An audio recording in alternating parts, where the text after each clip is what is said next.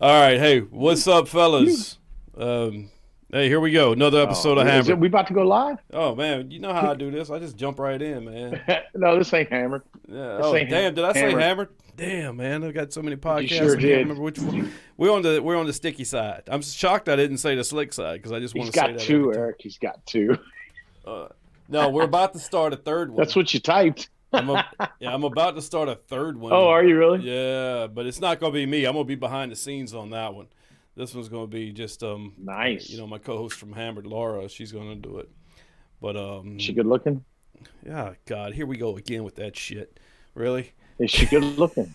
I told Laura, I was like, you get more play on the sticky side than we talk about cornhole players. I think Rob's got a crush. I never even saw her, but I'm ready to have a crush. You didn't see her? Well, you saw her. You saw her in South Carolina. Yeah. Oh, that's your girl? Your Yeah. girl is your co-host? Yeah. Yeah. She Don't had act to shocked. be hammered when she met you. Bro, that's the name of the show. All right, hey man. So we're live. God. Thanks for joining us. This is episode 11 of the Sticky Side.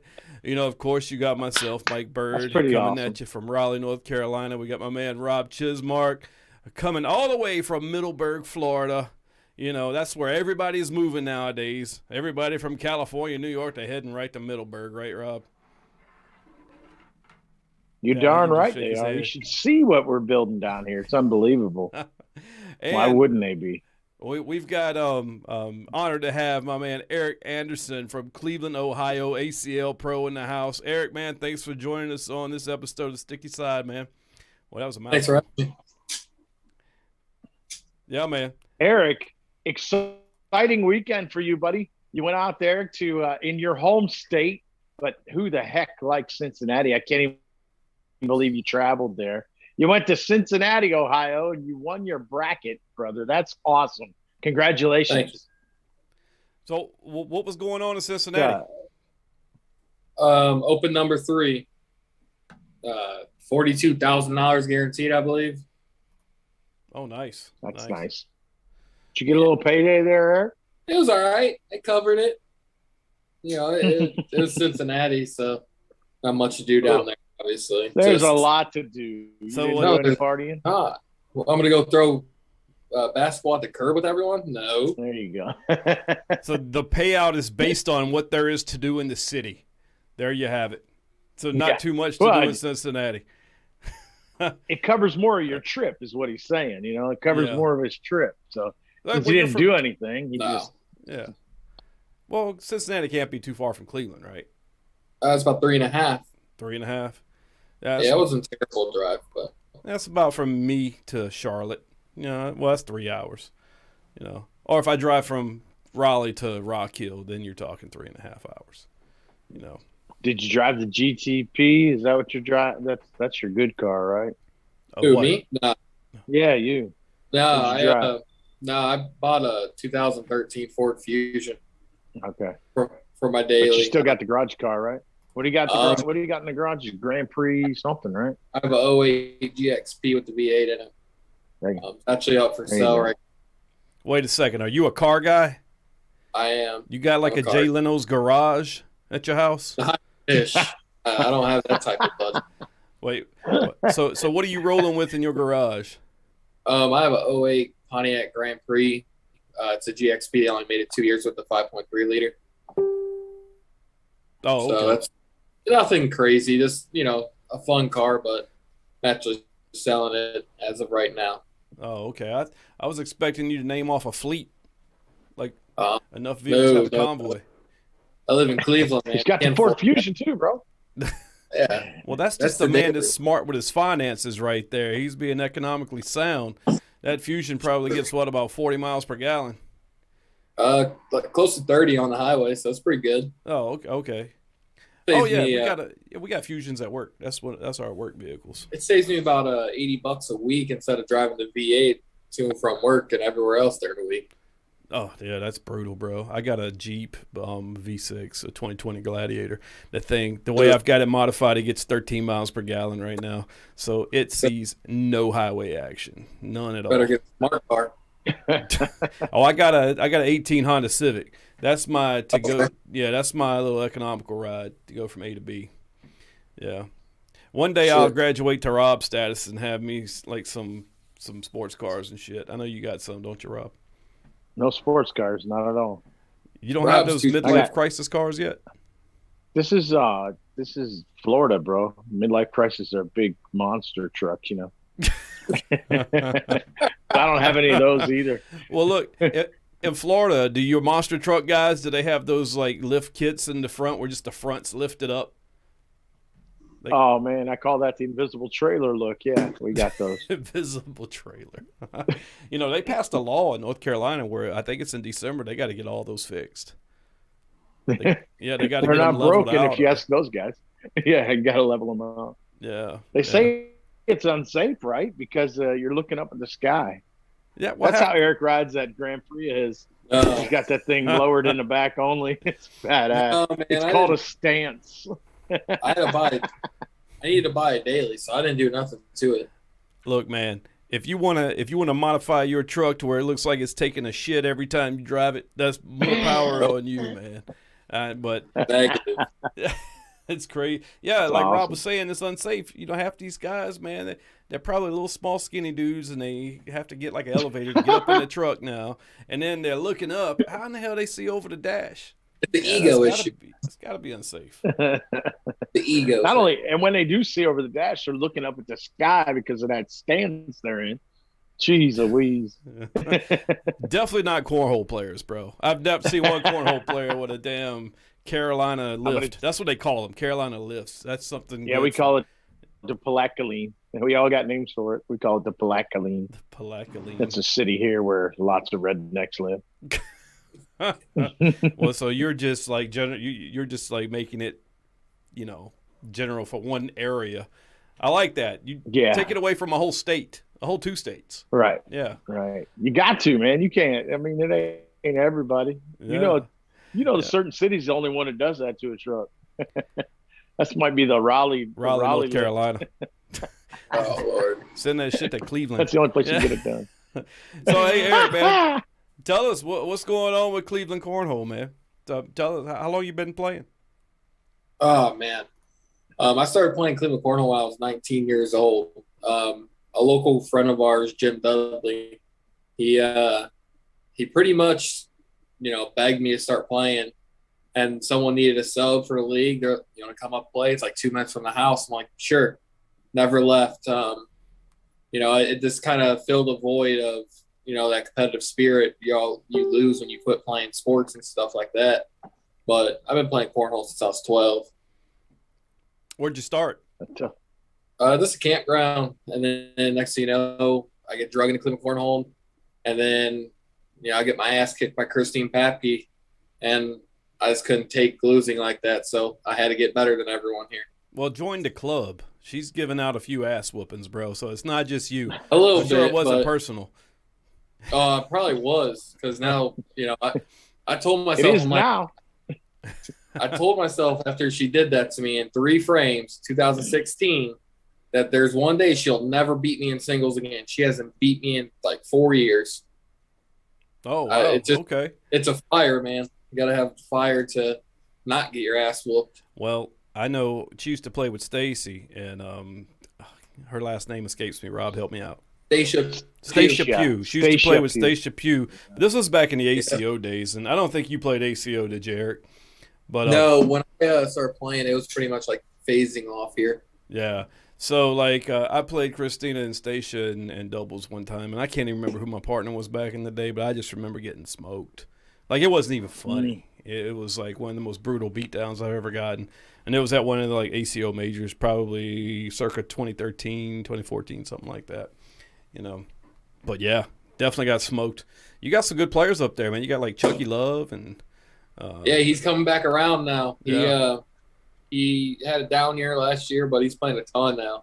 Yeah, and he's getting back there. He actually beat me 2 weeks ago. Damn, nice. Wasion. He played well. He played really well. That's the first time in like 2 years that Chucky's been able to take care of you like 3, honestly. Yeah. And it was a good game. It was 21-19, but he's really digging all those typhoons. He finally found a bag that like the pro edge speed that he feels like he can't get beat with. Yeah, that's good. That confidence in Chucky Love is nice, man. I'm happy he's, getting back to it. Gives me a little more competition other than Jacob Beamer. Yeah, watching him win that seniors title up there at that Open was pretty cool too. I mean, I didn't get to watch it. Well, he's just back in the winner's circle, That's crazy. Chucky Love, he's one of the guys, I tell you. I came up to Cleveland because, I got family up there, and I came up there back in 2016, just the end of it. And Chucky took me to the bowling alley where he used to play in Warren. And he has a couple family members up there, and he and those family members and April and I were up there, and he just taught me so much in 2 nights, which is unbelievable. Just the things he taught me, not how to throw, but the strategy of the game he was teaching me. And man, it was just fun to watch that dude. He actually won the first tournament that I ever participated in, which was a Tribune tournament up in Cleveland, Ohio. Well, Warren, Ohio. It was a big money tournament back in the day. Right. And the year before, Hissner won it. And that was the year that he won, he lost King of Cornhole to Jeff. So the next year, Chucky Love and Sean Burns won that tournament. And that was the first tournament that I ever participated in any kind of level at all. So it's, Chucky's been a guy that I've been looking up to for a long time in this game. Yeah, he's a big mentor to my game, honestly. I did a lot of traveling with him and Bo Horkey when I first started playing, if you can remember right. I still talk to Chucky a lot about it. Yeah. But I think at this point we're, kind of at different levels in our playing career where, we all thought he was falling off. He was going to be done. Then he gets rejuvenated and he starts playing well again where, I've been pretty consistent, I think, for the last 2 years. So I think it's just different parts of the game now that I have more success in than him. And I think, my success is coming more at the national level. I have it locally and stuff, but I find it fun playing here. That's business when we go out of state to those. So I think I have a different approach to it all. I think cornhole is one of those sports where you can take some time off, and it's all muscle memory, man. When you throw thousands of bags, it's muscle memory, and it will come back. You just have to be patient and put the time in to get it back. But I have seen some guys, man, that were amazing, and they got married. They went another way with their lives, and then they tried to come back, and, man, they just weren't the same player, and it's like they can't get it back. And but Chucky's one of those guys, man. He was great. He was a great player back when I played with him. Funny dude, man. I remember going outside smoking cigarettes with him, man, and listening to some of the shit he would say, and I just laughed my ass off. Chucky's he's a character, man. Oh, man. Yeah, I think and he's quiet about it too, man. He says it in that voice of his, and he's Yeah, I think now though, like the game is so progressed and so forward with how good everyone is. I don't know if you can take time off and get back into it and be at the high level. I think a perfect example for that is Jordan Langworthy. His first full year back last year, he was a top 100 player, but he was barely inside that 100. So I definitely think it's more than just that now. I think because we all put hours in it a week. I put probably 20, 25 hours in a week just throwing now. I mean, I throw at work when I can. I throw after work. I throw in leagues. I throw in blind draws. Throw in weekend tournaments. I mean, I just don't think it's something that you could jump right back into and be at the top again. I think it's going to take years to get to that point. I think the difference now than it was back in the day is the evolution of the players. There's so many good players now. And I've seen it. I watched some of your YouTube videos. There's different shots now, like the roll shot, and I think you're a fan of the roll shot because you've got a few videos on YouTube with the roll shot. There's so many different bags out there to make players better. I think if you take some time, like I took 3 years off, and I tried to come back this year, but because of health reasons, it's not working out the way I wanted it to. But it's tough. I can see that. Like, I consider myself still a good player, but I can't put the practice in like you guys are doing, like yourself and Jay Rubin and all these guys that just constantly throwing, man. I bet you Jay Rubin, I don't know how much you practice, Eric, but I bet Jay Rubin throws over 1,000 bags a day. You know, at least that's I throw a lot. I try to throw 3 hours a day. 3 hours. That's my goal. You know, it's broke up throughout the day, obviously, Yeah. but I still try to get 3 hours in. I try to throw an hour in the morning before work. I practice on my lunch, which is 45 minutes. And then in the evening, either I'm playing, you know, Monday, Thursday league, or I'm playing a blind draw, or I'll go to Dave and Buster's where they have a nice setup, and I'll go throw for an hour or two by myself. Like I put a lot of. What do you throw at lunch? So I work for BG Cornhole. Oh, So God. Okay. Cornhole my boards life's at your up. beck and call. Yep. Yep. Well, I mean, yeah, that's great, man. Yeah, that's more power to you if you can do that. Yeah, me, I couldn't do that. If I bring cornhole boards to work, they're gonna look at me like I'm an idiot. Like, fuck you do it. I'm pretty fortunate for the situation. Yeah. Well, you know what? For you guys that can do that, man, more power to you. I think I'm going to overuse that phrase tonight, Rob. More power to you. See how many times I can use More it. power to you. Yeah. Seems like you're number one tonight. Hey, whatever, man. More power to you. All right, Rob, That's I'm going to let you take the stuff. show away. Go ahead. You know, Eric and I, we got a lot of history, man. Eric is one of the first people. I asked him to show one of his jerseys that he had from way back when.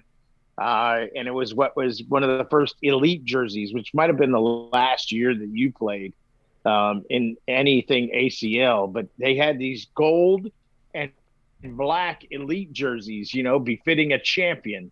And Eric had one of those elite jerseys. And Eric was also one of the first pros in the league. You know, in the first year, I think they had 24 pros that were actually signed. And Eric was one of those.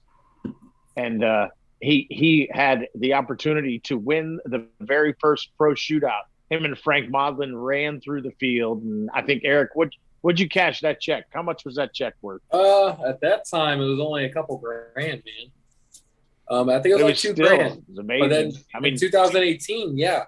I mean, I never touched anything like that playing cornhole. If I won $200 at a tournament, I'm like, hell yeah. So it was fun because, you know, everything that went with the tournament and, you know, everything they did for the first pro invitational. I remember that. You got on. Yeah. Because he got on a couple of TV shows and stuff. So, because I remember, because, you know, I've known Frank for years. And I remember that was 2018 was probably like the first big year of the ACL, right? Correct.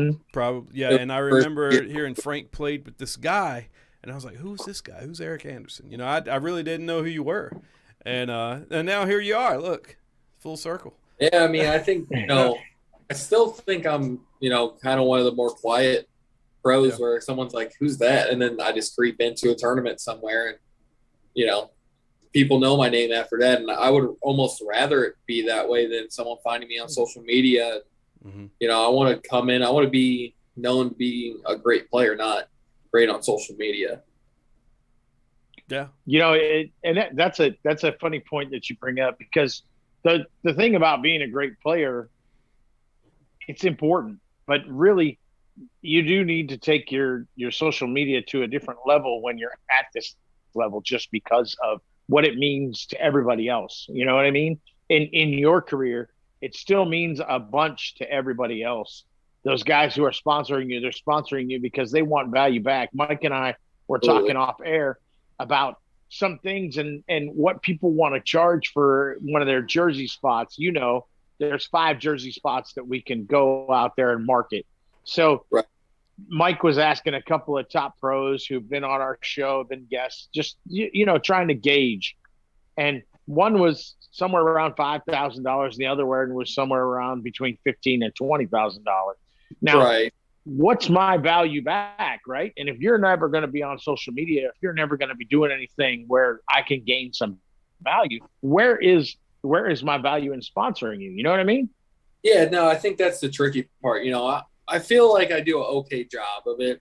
You know, recently, I don't know if you see it on social media, I did hire a player representative that has pretty much helped me, you know, do some of those things and learn some of it. I still have a hard time producing content, you know, as far as like videos, stuff like that, because it's time, you know. it's hard to get the time when, we still have to work to pay the bills. I still have to do other things in life. I've been trying to do it more. It's definitely not easy. So in return, if I'm not doing those videos, I try to be a big advocate of the sharing posts, shout outs, stuff like that. And I think people, I get messages daily on everything on my pro page, and I'm pretty fortunate to have the following I do, but it took a lot of time to obviously even build that. And I do think social media has to be better on my end, and there's always room for improvement, and taking the criticism and learning it is, big. But I don't want to just produce content that doesn't make sense. I want to produce something that's going to be a tool for these players that look up to me. I want to teach them how to throw a flat bag, roll shot, cut shot, anything I could teach. That's what I want to do. I don't want to just have a social media. I want to be a teacher and, spread my knowledge of the game. Well, you're on the right track with your roll shot YouTube videos. I watched the one, and Rob can tell you, man. We've talked about the roll shot here, and I'm an old school player, man. I come back from the days where you throw them big puffy ass 450 ACO bags, and you throw a blocker and you throw an airman. That's how you dealt with those. Now, these guys, I played my first tournament back at the ACL Worlds this past year. I played in the competitive bracket because I hadn't played in a few years. And I go out there. I did good. I finished well. I went like 5-2 or something like that. But this kid kept throwing a roll shot on me, and I'm like, what the fuck? I thought he did it by accident on first. But then he kept doing it. And I was like, okay, he's got some shit up his sleeve here. But that's when I was introduced to the roll shot. And I think it's good for the game, man. It brings a different strategy to the game, and something else you got to add to your bag of tricks, because, the airmail just doesn't do it all the time now. I think that's the perk of me. Like, when I started playing, it was still house bags, duck cloth and suede, so pretty much what you're saying. So I know, I've seen the evolution. I've just adapted my game to it. Like I'm still a hard thrower to this day. I throw carpet bags. I throw the BG Vikings. Well, this past weekend, my shoulder's feeling like crap. I grabbed the fastest bags in my bag, and I ended up throwing them well. Scared shitless of how fast they are, but, it was an adjustment. I think today's game is all about adjustment, not so much of who's going to hit the most shots. If you're going to do that, then Matt Guy's going to win every tournament. Matt Guy's still amazing. I mean, yeah. But I think now it's becoming shot making too. Shot making is a big part of the game now, where it's not just, the best overall player is going to win every time. It's anyone can win. There's 40 players that are going to walk into a national this year and think, yeah, I'm going to win today. And it's going to be cutthroat. And I definitely think the evolution of shots and how you make different shots, the cut shot. Obviously, the curve shot was another big one back when it was suede, because you could get that suede to really kick in and bite. So I just think there's more, strategy to the game now and how everyone plays. It's almost, how every game's, evolved. Football's different, basketball's different from 3 years ago. So I think it's just one of those things where it's going to keep evolving, and there's going to be different shots. Hell, you're going to see someone be a switch hitter, and Cornhole is going to throw a left-handed curve bag just for the hell of it because they can. So I can't wait to see that. People that can ambidextrous cornhole throwers. That'll be awesome. It would be amazing. Yeah. They won't allow that. So one of the rules in the league is if you are ambidextrous, you do have to pick one arm to use during the entire tournament. So you can't do it. You can't switch in a game. You can't unless there's. No, I know that. I don't agree with that. I think that's bullshit. Actually, I think you throw with whatever arm you want to throw with. I think it was just an example of how the game's going to evolve. Yeah, I agree. I agree. I understand what you're saying. It's just it'd be cool to be able to see. That's what I was leading up to. What Mike just ran out and said bullshit about. It would be cool if they would allow you to, if you were better on the inside, when you went from one end, you were on the inside. You went from the other end, you switched arms, and you were still on the inside. It'd be pretty dang cool. It would be. Thanks, Mike. So listen to this, Rob. And I love Dayton Weber to death, and he's going to be on the podcast next month. I got to tell you about that. We talked today. Yeah, you didn't tell me. Thanks. Well, so Dayton's going to be on the podcast, but Dayton's in a special situation. Dayton's situation. Absolutely. Okay. So what hand is he throwing with? Okay. So, and I'm not even saying that to be funny. Throws with any hand. I'm not saying that to be funny. I'm being serious. I know. So, I know. okay, if you're telling me I can't throw ambidextrous, if I can't throw one frame right-handed, can't throw left, what are you going to tell Dayton? And people want to he doesn't throw either hand, left or right, though. He throws with both hands all the time. Okay. Well, I guess that's a good point. Well, so if I threw, you know with what I both mean? my He hands, doesn't. Yeah, you can do that. I'm sure you could do the granny shot. They wouldn't ever tell you no. Oh, that would be you would love to see me throw the granny shot, wouldn't you? Yeah, it'd be amazing. But I'm not calling Dayton shot a granny shot, because right now he's throwing some of the best cornhole I've ever seen him throw in his life. Yeah. Oh man, the granny shot. Granny shot was probably the best free throw shooter in the entire NBA back in the day. You're talking about 1950s basketball when the whole league was Dayton white. is throwing really well. That's what this is. It's like 1950s cornhole. This thing just started. All right, it's like 1950s cornhole. The next 2020s cornhole, and everybody's next good. ACL Open. I want to see you break out the granny shot. I'll do it. And I hope to God it's like on. I hope you make TV or something, or you're on live stream. I won't do it until I get on TV. How about that? Yeah. For the win. For the win. I hope it's against Eric Anderson too. Eric, I got a really good question for you. So when I met you, before the roll shot was the trendy shot, you were really good air mailer, you know? And these days, you don't necessarily use the airmail as much. You do throw BG Vikings, and the BG Viking is susceptible to the roll. Like almost anybody can roll. They can't roll as with the precision that you roll with, right, or with the precision of somebody else who throws the Viking. But if you throw that Viking even the least bit not flat, there's a very good chance it's going to roll. So you're throwing a bag that rolls pretty easily, but you've also perfected that roll shot. Yeah. If you're in that situation where an airmail will work and a roll shot will work, what are you choosing these days?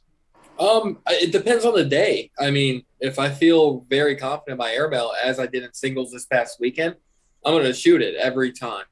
It's definitely more of how do I feel when I'm warming up, and how does that first one go down?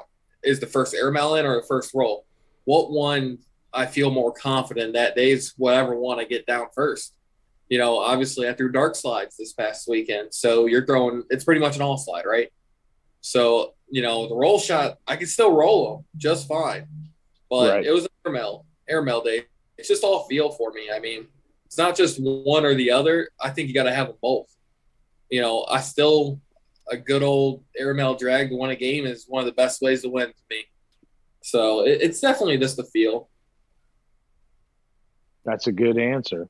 Now you've been with BG through all of their everything. You've been with them from the time when they were off limits to everybody, and now you've come first full circle with them with Rich and Graham taking over, and that whole situation just being rectified. What it used to be has been rectified. It's come around to BG being a pretty darn reputable company, and you've been there through the whole thing.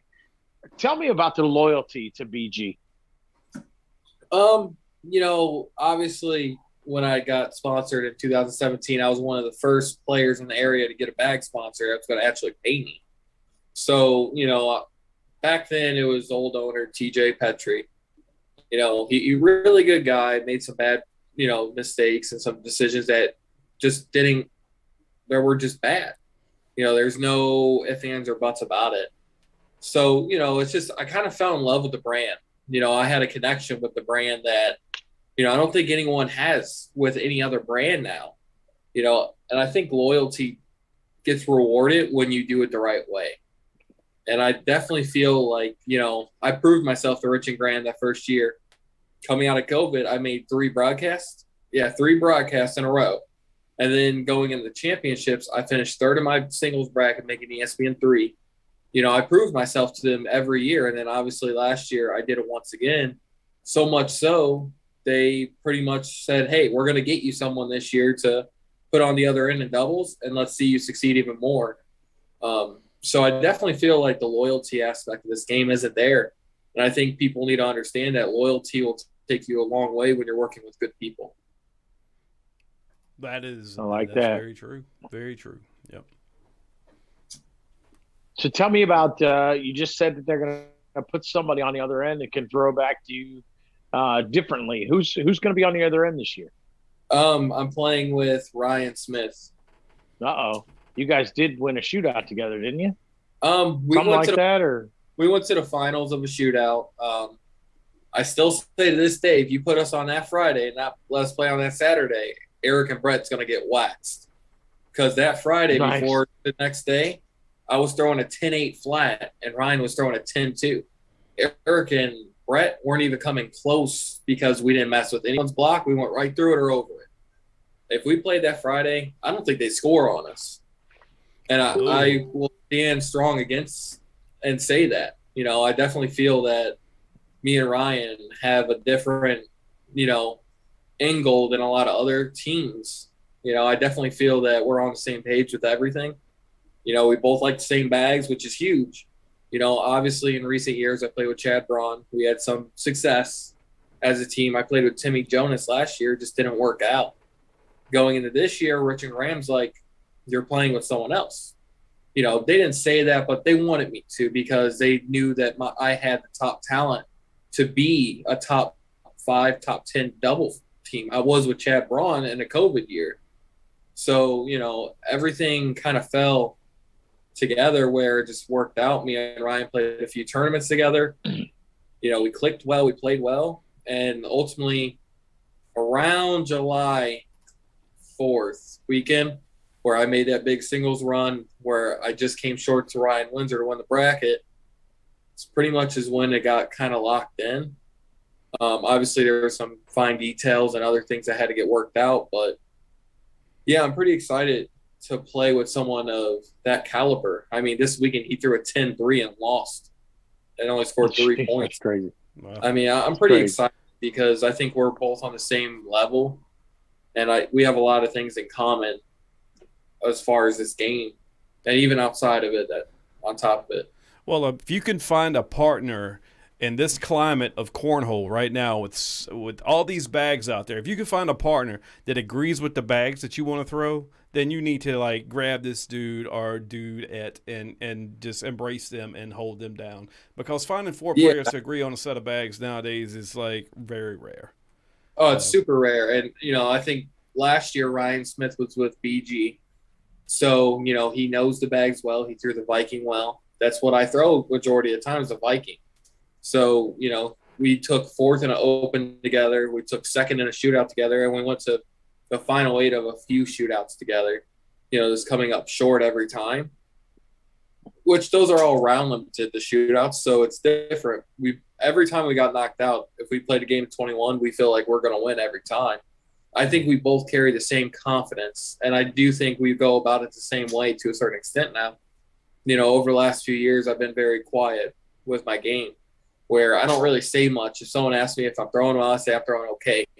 I learned to downplay everything, and it seems to help me. And I love doubters and people who, I just keep sliding, and people don't understand, that I'm still here. I'm still a top player in the country. I put a lot of work in to be that. And, I love when, I'm not in a conversation for anything. I love it. What's your best finish in the ACL so far? As far as bracket play or ranking? Your top ranking. So in 2020, I finished tied for 10th in singles out of 256. And then this past year, I tied for 13th out of 256. And in the COVID year, I was 7th double. I was half of the 7th doubles team in the country. So in 2020, you were tied for 10th. So yes. Does that mean you get a pick when the pro lottery comes, the draft for the teams? So this past year, yeah. So the top 16, I get to draft. So you do get the draft. Who you thinking? I do. Yeah. So where do you pick? I believe it's 7th or 8th. I have a few people on my radar. I'm going to draft according to bags. My first pick is going to be the best player available. I'm not, I think there's 7 doubles teams that get to play every event, right? Or something like that. So, you're going to draft 15 people onto your team. It's going to be 16 teams to 16. So, and your partner, Ryan Smith, actually has the very first pick of the draft. So I've been talking to him here and there, trying to figure out who he was going to go grab. I didn't realize you were that high. So I didn't know that you weren't going to be available to him, because I would have expected that he would have picked his doubles partner. But he wasn't. He got asked to do it when someone bowed out, and I'm like, don't do it. I'm like, don't do it. I didn't want him to do it because him. If he was there, I would have picked him, obviously. Sure. I definitely think it's tricky. I don't know how I'm going to draft. I think I'm going to pick the best player available, and that my second pick is going to be the best player available to play with that person. I don't see myself drafting anyone to play with until later rounds, because I think I can get someone to complement my game in the later rounds. Like, you have all the Cobb brothers. I could play with any of them and beat anyone in the country because they're all so good. So I have a strategy to it. So we'll see. Who do you think the highest rookie pick is going to be? Rookie. Ooh. I mean, Josh Holland has to go top 5, right? Think so? You think he goes the first? Yeah, I mean, I think you got to put Josh Holland up there. I mean, even after this weekend, I think you can put Noah Monze up there to the right person, right? That dude is good, isn't he? Unbelievable how good he is. I played him a few times, and I've been lucky up until then to get the best of him. He's a good player, and after he beat me, I told him he deserved to win it all. Wishing the best of luck. So, and I asked you that when we talked a little bit earlier this week. I asked you, was it something that he's going to do over and over, or was it kind of a fluke? And you said, you know what, he's a good player, so I can't really tell you if it's either. So that was a really good. I mean, that was a really good compliment to Noah, because you realize what type of player he is. So. Oh my God.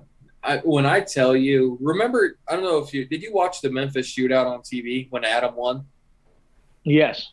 Do you remember how Adam never missed a spot? Yeah. Times that by 2. No, times that by 2. And that was Noah. If he didn't put the back in the hole, he clogged the damn thing up. He never gave me a shot. And at the end of the day, if you don't give someone a shot, you deserve to win. And honestly, after he beat me, I'm thinking to myself, I'm like, I don't think any of these guys really stand a chance, because if he didn't score, he clogged the hole where you couldn't score. So he played an old school game with Vipers. He didn't do nothing. It was Vipers. He clogged the hole. I'm throwing dark slides that were fatter so I could get a good grip on them, but he was just ridiculous. So he may be the second rookie picked, honestly. What about a guy like Berkeley Pear? Berkeley is on my list of exposed. That's fine. I hold, I have a lot of respect for Berkeley. I played Berkeley twice in Erie, PA, and we split 1-1 in singles. Obviously, I beat him when it mattered the most in the losers bracket. But Berkeley is – I'm going to go on a limb and say he's going to be the 4th or 5th one picked. I think that's just because I think he's under the radar, though. I don't think that's because of his talent. I think it's because he's under the radar. I don't know if he's under the radar so much anymore, man. I mean, I don't think he's under the radar. Yeah, I just think that I think people are going to pick their friends top. If someone like Ryan, I can see Ryan going ahead. He's going to pick the best player available. He's going to pick Matt or Jamie. I can guarantee it. He may not agree. The best player available is going to be the best player available for him. He's got the first pick. Oh, he has everyone. Well, Matt Guy will be the first pick. Him or Jamie? Matt Guy. Yeah, I don't see Ryan. I don't know that Ryan really likes Matt's game. So what? No, but he respects it. Yeah. So I mean, I can see Ryan going out on a limb and leaving Matt Guy there. To be honest. I could just see that happen. I could see him picking Jamie first. Yeah. I think him and Jamie could complement each other well because the incinerator is just an all slide. Ryan threw all slides for years. I mean, it's going to be tough. I mean, Berkeley's one of those guys that when I wasn't sure that me and Ryan weren't going to play together, I asked him. I talked to Berkeley. I talked to a lot of players last year, and I had a lot of interest. I just knew who was top of that list and who I wanted to play with. I hold a lot of respect for Berkeley, but he's going to be a second-round pick, I think. Wow. I mean, that's very possible because, I mean, he is a rookie, and there's still there's a lot of talent in the league. If he's there in the second round for me, I'm picking him. Yeah, I don't care who it is. It's a snake draft, but yeah. You're right in the middle, so you don't ever really get an advantage with that snake draft. I think that back and forth thing. So I'm literally right in the middle, so I'm in the same place. And honestly, that's where you always want to be because you're going to always get that talent that's going to fall down to you. That's why I said I may not pick anyone to play with right away. I may wait. You know what I would do if I were you, Eric? Here's what I would do. So just find some random woman that knows nothing about cornhole and just have her draft your team. Because in fantasy football, they are the ones that win every league every year. Tell her to pick the cutest players. That's what happens. They win every year. The uglier ones are the players, though. Yeah, you definitely have me on your team. She's picking the cutest. Oh, you were just saying the other day how handsome you were, Rob. The beard and all that. Come on. You sure should have been. That's for sure. Yeah. What we need to do, we need to have a show and we need to have somebody that's not involved in the draft, and we need to do a mock draft. And you keep talking about this, Rob. We need to make it happen. At least draft the first two rounds. Yeah, we got to do it before December 1st. We got to do it. Well, I mean, we're running out of time. We've already booked up so many. Let's get your hammered host, your hammered co-host, because I want to see her anyway. Let's get your hammered co-host and all the pictures of everybody, and she can do the first 2 rounds. I'll invite her in studio to produce the show, and she can put the pictures up, and we'll do a show. And we will do it right. We'll have illustrations, and yeah. But I guarantee my team's going to be better than yours. I'm going Matt Guy first round pick. I got to. Why would you do that? Bro, did you see? He's got to have a doubles partner. That's all I can tell you. Well, I mean, put Matt with anybody, basically. Yeah, so your team wins 1 match. Great. Dude. So what's hang on. So Trey Birchfield, he posted a video, not a video, but he made a post on Facebook this past week saying, "How do you average an 11 and lose?" Because Matt Guy averaged an 11.3. Yeah, that's how you lose. It's definitely how. Yeah. Did you see that? Matt Guy hasn't been human though since he's started. He's out to prove that he's still the best in the world. And I thoroughly. Yeah. He's out to prove it, even though he doesn't need to prove anyone. Yeah. But he's out to prove it right now. But Matt. Go ahead. I'm sorry. Is Matt Guy one of the captains though? No, he's not even. He's going to be drafted number 1. I wasn't sure. So yeah, I don't think he's. He's not in the top 16. He's not in the top 16, so he's eligible to be drafted. That's why I was saying that Ryan's got the first pick. I think Ryan's going to go with Matt Guy. That would be my pick.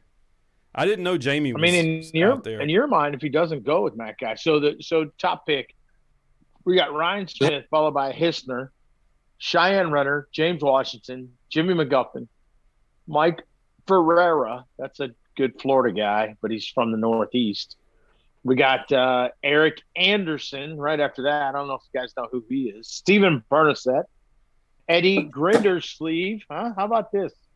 Yeah. Eric Davis, Devin Harbaugh, Brett Guy, Cody Henderson, Damon Dennis, Ryan Windsor, and Trey Birchfield will have the last pick of the first round. Yeah. And then he gets no Matt Guy. Right? No Matt Guy. No Sorry. Jamie Then he gets the first pick of the second round. Yep.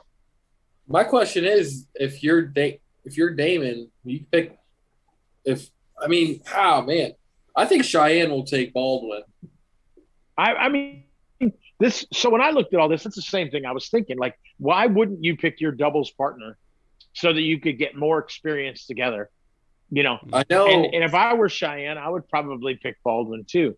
It's the same thing. Like even with Ryan, I would have thought that he might look for his doubles partner first. But being that you're up there, you know, picking 6th or 7th, you're not really going to be available to him. So could he go and pick Leston? Could he go and pick? You know who's really interesting here is Adam, because I don't Right. know if Adam really has a clear-cut choice, because Adam's going to want to throw what Adam wants to throw. Well, does that lead him kind of picking another local bags player? Yeah, but that's Berkeley. That's Or Berkeley. Langworthy. That's Langworthy. That's, you know, there's plenty That's of it. people out there to pick. Yeah. I mean, well, no, so Scott Lane and Chris Kachia have both thrown local. No offense, though. I wouldn't take Scott Lane or Chris Kachia second overall. I know. No, what not Scott's second gonna do. overall. Not second overall. Scott's going to go in the second round. Yeah, which he probably shouldn't, but he probably will. He has a talent of a first rounder for sure, but he's a second rounder at Right. this. I mean, Scott's one of my favorite players ever. I'm a Right. big Scott advocate. He's one of the main reasons why I started chasing this. But what I take, I don't know.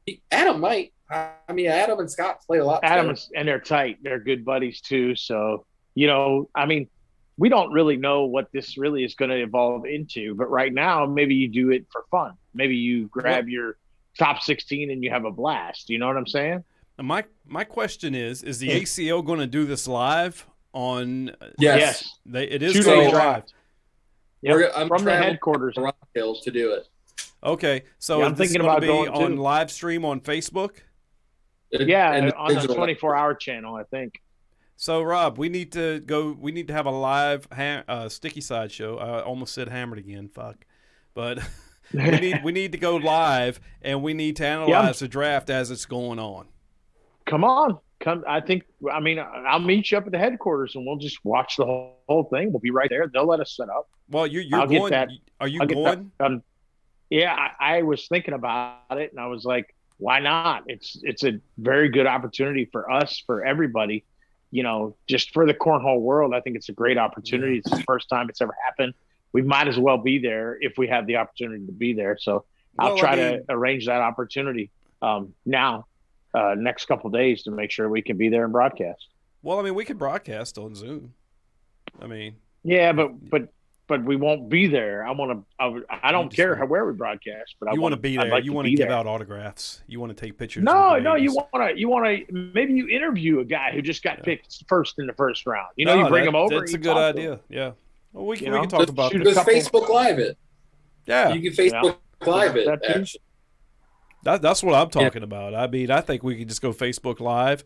If Rob wants to be there and be boots on the ground, you can throw an interview in there. I don't have Rob money, bro. I'm stuck here in Raleigh, North Carolina. I can't. I don't know what Rob money is, but I like the way you think. Rob, look at his shirt, Eric. Look at his shirt. Board man. Come on. He's got his own little company and all that.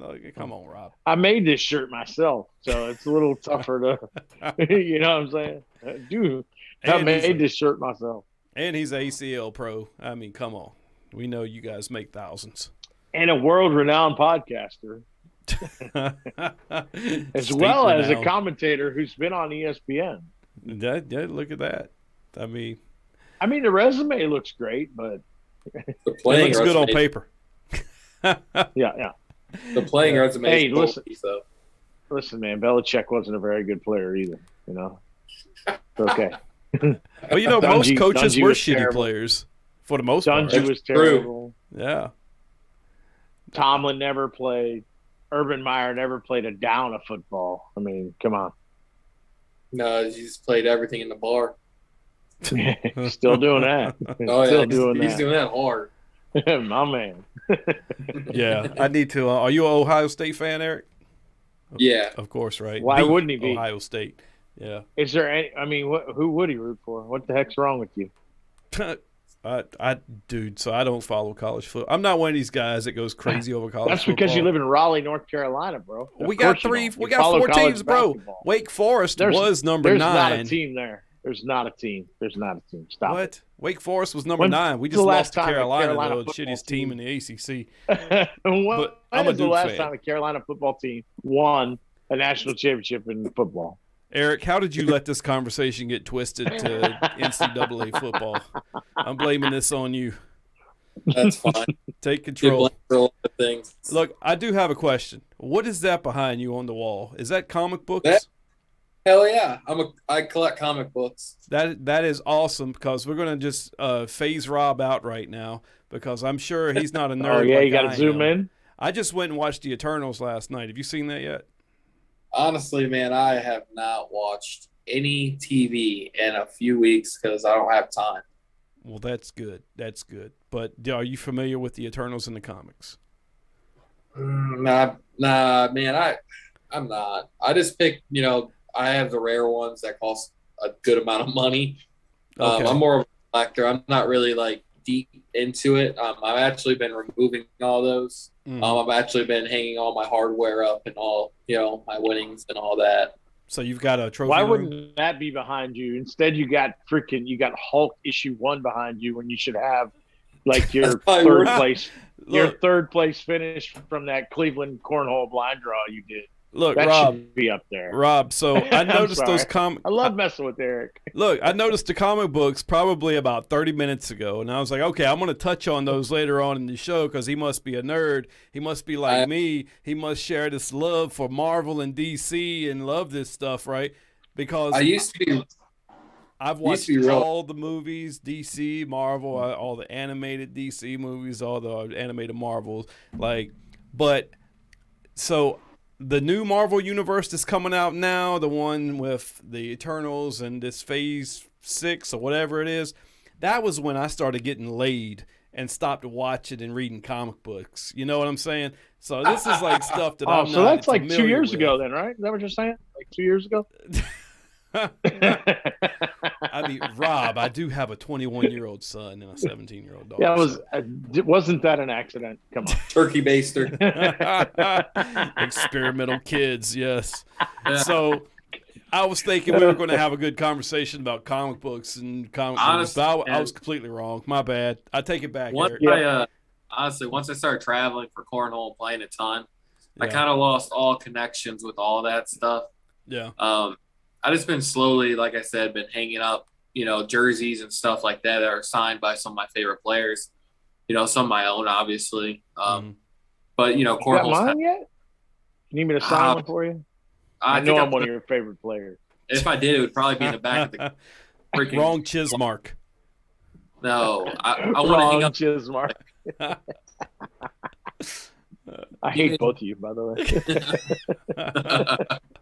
No, I just kind of been, just trying to hang up stuff that means something to me. So as far as, my family to, some of the more memorable wins I've got. Well, since you talk about that, what is the most memorable win you have under your belt? I mean, obviously, you think about my first ESPN win, going back to the 2018, Pro Invitational. But honestly, man, I wouldn't even say it was a win for me. It wasn't a win because I took second place. It's when I went to Los Angeles and played in the stand-up cancer tournament in 2019 with Jenny Finch. That was the most memorable to me because, it was something that I'm really passionate about is giving back to cancer and stuff. But it was I lost to the man that we just lost recently. Rocky. Yeah. So that was probably the most memorable because, it couldn't be more suiting for someone to win something like that. So that was probably the most memorable because I have the utmost respect for that man, and everything he's done for the game and everything he did for people. And, so that was probably the most memorable, and it wasn't even a win, but it felt like a win because it was Rocky. Well, that's a lot to take from that match, man. I mean, you played against Rocky and, I didn't just play against him. He whooped my ass. Oh yeah, I've been there. I told the story on the podcast a couple episodes ago how Rocky took me to. Actually, I was beating him. I had Rocky on the ropes in Charlotte in the ACO back in probably 2013, 14. Had him on the ropes, man, and I didn't close, and he came back and beat me. And, I told a story before. He pulled me aside and, was like, hey, man, you threw a great game. Keep it going. Rocky was a good dude. He put his arm around, and pump you up. An amazing. Yeah. Yeah, that's probably the most memorable, just because to me, that was a big moment in Rocky's playing because, he was fighting cancer for years. And, that was probably the most memorable if I was going to have to pick one. And I didn't even win it. But, it's, that and the Pro Invitational. Now, was Rocky playing with Jenny Finch or were you playing with Jenny Finch? I was playing with Jenny Finch. He was playing with Craig Campbell, a country singer. Could Jenny Finch play? She wasn't bad. I mean, we took second. We did all right. So, look. I'm not I even taught her how to throw a flat bag. Jenny Finch, circa 2008, when she was playing in the Olympic softball team. Stop it. I'm just saying, bro. Clean hey, podcast. I remember seeing Timothy Pitcher playing at her house with her on ESPN or something like that. I was like, Timothy, what? I'm so jealous right now. But yeah, I mean, it was pretty cool. I actually I stay in contact with her too. I probably talk to her once every few months. Eric, I've just She's gained a so real much celebrity. more respect for you. You are a man. Now I can say I know Eric Anderson because he knows Jenny Finch. There you go. Hey, Eric, can you send her a text and say, hey, is there any way we can get Jenny on the sticky side? Yeah. I bet you we could. Look, you're still trying to get what's his name on the podcast. Who? Shamar, man. Shamar. Shamar Moore. ducking me. Shamar Morrow. I've even got his phone number and been text ducking him. me. He He followed me. He invited me to his house to play, but he lives all the way in California. It's not far. You got to wear a mask. He followed me on Instagram and stuff like that, but I'm not one of those guys that fanboy over that stuff. I can care less. If they want to talk to me, they can talk to me. I feel like, to be honest with you, I feel like Shamar is really more of a fan of us than we are even of him, to be honest. Because 100%. Did you go to? You were out there in Ventura, or no? You didn't make it out to the throwdown. I'm gonna tell you what, man. Shamar Moore was out there, and he was. I mean, Mike, you got a chance to see him, right? You got a chance to talk to him. Yeah, I saw him. He was talking to everybody. He was out there, and he was just a fan of the game and having a blast, man. It was cool to see somebody with that type of stature, celebrity type stature. It was just right down to earth watching us play cornhole, and that's what he was a fan of that day. That was amazing. Yeah, I mean, I definitely feel like there's people like him that are coming around to the sport. Like, one person that I really took to really, I gained a lot of respect for was Sean Latham, obviously, the first time I met him. And obviously he's like a staple around us now. He's one of the coolest dudes. His parents live in North Royalton. Or is it North Royalton? No, North Olmsted. I'm sorry. Or North Ridgeville. So over there with Carrie. Yeah. So he messaged me. He's like, hey, I'm, we're doing a cookout stuff. Come by. All right, cool. I'll come by. So I went by there, threw some bags, he cooked. But I talk to Sean probably once a week. He's one of those guys he's a glue guy. He's a guy that's going to be honest with you. Just a good dude. And him, honestly, like he's probably the most, he's just as big as a fan as Shamar is, I think. Oh, yeah, for sure. I'm not even going to lie right now, but I have no idea who that is. Sean, you don't know who the $20 chef is, bro? $20 chef? I have no idea. Never heard of the $20 chef? I'm just going to lose all my cool points right now. I have no idea. He works for Barstool. We'll get him on. Bullshit. I'd love to have him on. Get him on. He would do it. Yeah, we'll get him on. Hey, all man, and Todd McCombs, man. Todd McCombs is he does the Guns Blazing podcast, which is really cool. He was a detective in New York City for a long time. That's the guy he's always with Eric at all the nationals. Todd McCombs and Sean. We spent a lot of time on broadcast together, the three of us, and oh my gosh, is it fun? Because Sean he's a comedian by trade, and then he was doing the economical cooking. The $20 chef is what name he got, and he used to do $20 chef challenges and win them all the time, dude. Barstool. That's $20. So that's an actual show. Yeah, $20 chef. Yeah, he does a little show out of his living room. Looking now. on Instagram. Oh, okay. Yep. So I'm kind of like you, Eric. I don't watch a lot of TV. 96,000 followers. Like cable television, I don't watch at all. Like the ESPN, I might watch. There's a football game on. I don't watch any news. I don't watch any TNT. I don't watch any of that crap. I'm like Netflix and streaming movies. I watch football on Sundays, and obviously I'm a big Browns fan, so Go Browns. I follow the Browns heavy. Like in the middle of the singles tournament in Cincinnati, I had YouTube TV going on my phone while I'm waiting to play another game, watching the game. And I went to the Pittsburgh Browns game, and I'm a huge Browns fan. So that's about all I really follow on TV as far as anything. Yeah. Well, I mean, you got the Cavaliers, man. You got those guys. They're actually not bad this year.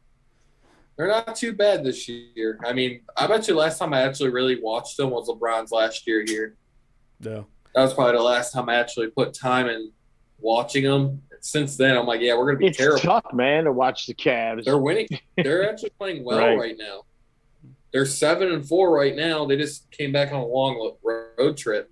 They're actually playing well, but we're also playing the Twin Towers. Half our lineup's over 7 foot. Our starting lineup, anyways. Our small forward's 6'11". Are there any NBA players that have played cornhole that have kind of got into the ACL mix that you know of? Not in any of the celebrity things. There hadn't been any NBA players, but I could tell you that there's some former NFL players that are actually pretty good players that live down in South Florida these days. Yeah. Terry Kirby, you probably know him if you're a Redskin fan. I'm sorry, a football team fan. He used to play for them, and he's a pretty good player down in South Florida with Leotis McKelvin in Georgia. Yep. He played. Yeah. Yep. McKelvin he was a Buffalo. He's an all-pro. He was an all-pro returner for the Buffalo Bills, and I see him every week. He lives right here. He lives right here in Lake City, Florida, and does he? Yeah, I see him every week. But Stevie Johnson, he's a pretty good player. Mm-hmm. Yeah. I mean, Stevie Johnson just had a game against Lori Dool down there in Miami. Miami versus Buffalo. Stevie Johnson and Lori Dool played a game against one another. How badass would that be, man? If the ACL had enough celebrities interested to have a celebrity division, that would be pretty kick-ass. Oh, that'd be cool. That would be cool. God, imagine the TV time the ACL would get if they could bring that. It's like celebrity boxing at this point. Washed up, sports players boxing that aren't even good. But the only difference is that the actual cornhole games would be good, and nobody would risk. They might be good. They might be terrible. You know what? But I'd still pay to see it. Well, I don't know. Doug Flutie's good, bro. Doug Flutie. He wasn't bad. Yeah, because Matt Guy went down there for a full week and trained him. I mean, when you got that opportunity. Yeah. He did fix his Batmobile. We heard that story too. Well, Flacco's a cornhole player. Ever. Oh man. You know what? I went to TJ Mosley's really good. Ryan. We went to a tournament here in Strongsville, me and Trey Birchfield. It was winner take all tournament. Mm-hmm. There's a few Browns players there. Dimitri Felton, rookie for the Browns, returner. Oh, that dude's good, boy. He's good. He was there. He was a terrible cornhole player.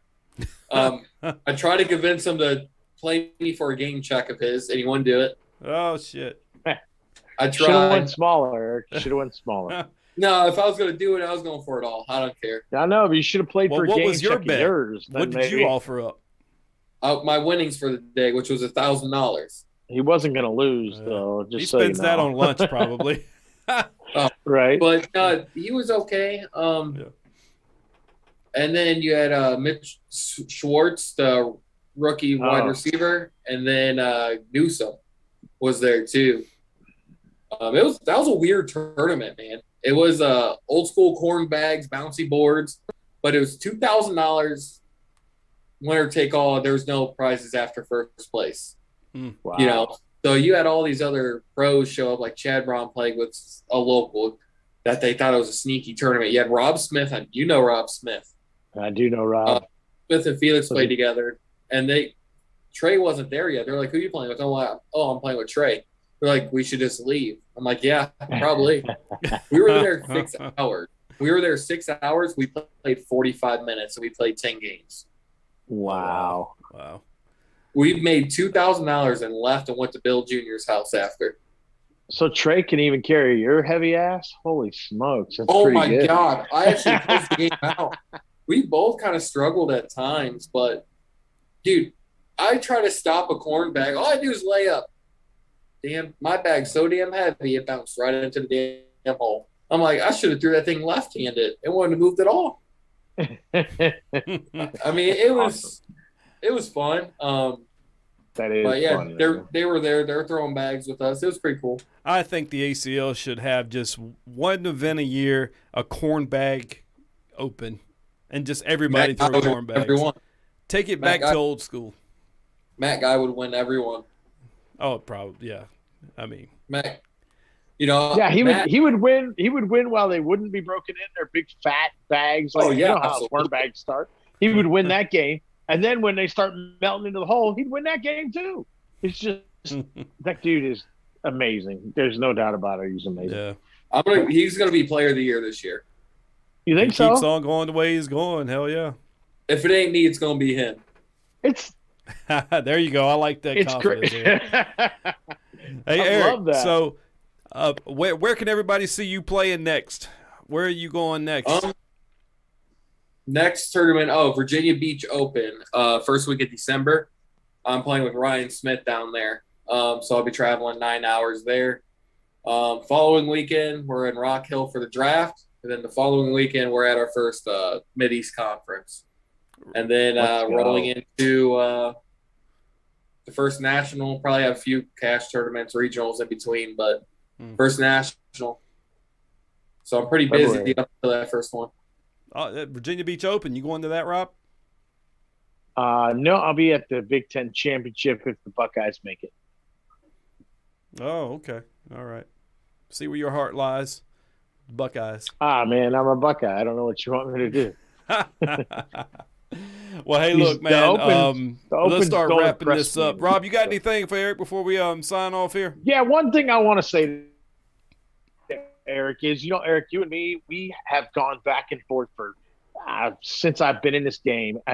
We've been in this ACL thing together from the beginning, and it's so much fun to know that you and me can go at it toe to toe. With our mouth, we can talk back and forth, and all the shit talk can just go back and forth. And at the end of the day, we're still great friends, and we see that that's just fun. And I really enjoy that about you, that we can do that all day long, and I can talk about how you've been playing since you were 9 and still barely good, and you can talk about how all the things you can say about me, but it's fun and it's awesome, and I appreciate that you came on this show tonight and do your thing, and I can't wait to see you finish the way that I know that you want to, because it's been a long time coming, and I want to see you do very well. Yeah, I think this is the year that you'll see my confidence go through the roof as far as my play. Getting healthy right now with my body, and I'm ready for it this year. And yeah, as far as all the shit talking and all that's in my blood. Never take it to heart. If you take it to heart, sorry, it's who I am. Hate me or love me, I'm going to be who I am. So, I definitely think misunderstood. That's the way I am, Amen. But sometimes, I just talk a little too much shit. And people are like, is he for real? Or I don't know. Eric, thanks for being on the show, brother. It's finally nice to meet you and have some exchange words with you, man. For those of you who want to follow Eric Anderson, check him out on Instagram at ACL_ProEA11. You got anything else you want to plug, Eric? Follow me on TikTok. Let me pull that up. I don't know that handle by hand. My TikTok's at ACL_ProEA11.